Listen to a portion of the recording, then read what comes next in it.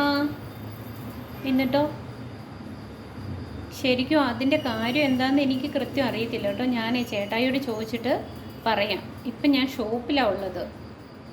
Okay ചേട്ടായി, അതെ ഇപ്പം എൻ്റെ കൂട്ടുകാരിയാണ് വിളിച്ചത്. അവളുടെ കൊച്ചിന് 5 വയസ്സായിട്ടുണ്ട്. കൊച്ചാണ്. അവനിപ്പോൾ ഒരു ഡ്രോയിങ് ക്ലാസ്സിൽ പോകുന്നുണ്ട്. പക്ഷേ ഇന്ന് വന്നിട്ട് അവൻ ഭയങ്കര കരച്ചിലാണ്. ബോർഡിൽ എഴുതുന്ന ഒന്നും കാണാൻ അവന് പറ്റുന്നില്ല, വരയ്ക്കുന്ന ഒന്നും കാണാൻ പറ്റുന്നില്ല എന്ന് പറഞ്ഞാണ് ബഹളം ഉണ്ടാക്കുന്നത്.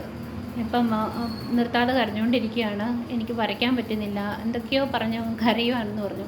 അതിൻ്റെ കാരണം എന്തായിരിക്കും? ഇനി കണ്ണിന് എന്തെങ്കിലും പ്രോബ്ലം ആയിരിക്കും ചേട്ടായി?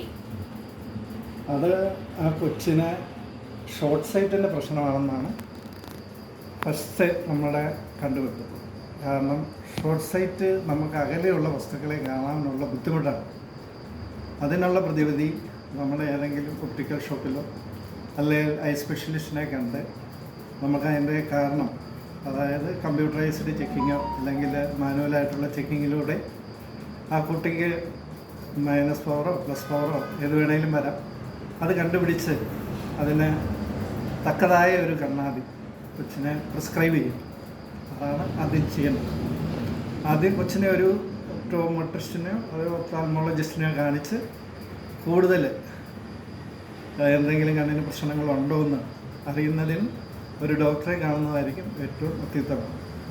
ചേട്ടായി, അപ്പോൾ ആ കുട്ടിയുടെ കണ്ണിൻ്റെ കാഴ്ച കുറയാനായിട്ട് എന്തെങ്കിലും സാധ്യതയുണ്ടോ ഇങ്ങനെ വന്നതുകൊണ്ട്?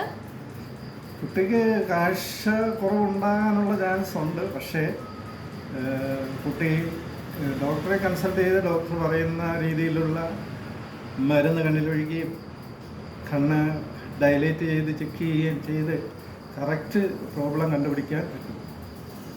അപ്പോൾ ഏറ്റവും പെട്ടെന്ന് ഒരു ഡോക്ടറെ കണ്ട് അല്ലെങ്കിൽ കണ്ണ് പരിശോധിച്ച് ഡോക്ടറുടെ അടുത്ത് പോയി അവർ കാര്യങ്ങൾ അറിയുന്നതായിരിക്കും ഏറ്റവും ബെറ്റർ അല്ലേ? എപ്പോഴും നമ്മളാദ്യം ചെയ്യേണ്ടത് ഒപ്താൽമോളജിസ്റ്റിനെ കാണുക, ഒരു ഡോക്ടറെ കാണുക, ഐ സ്പെഷ്യലിസ്റ്റിനെ കാണുക.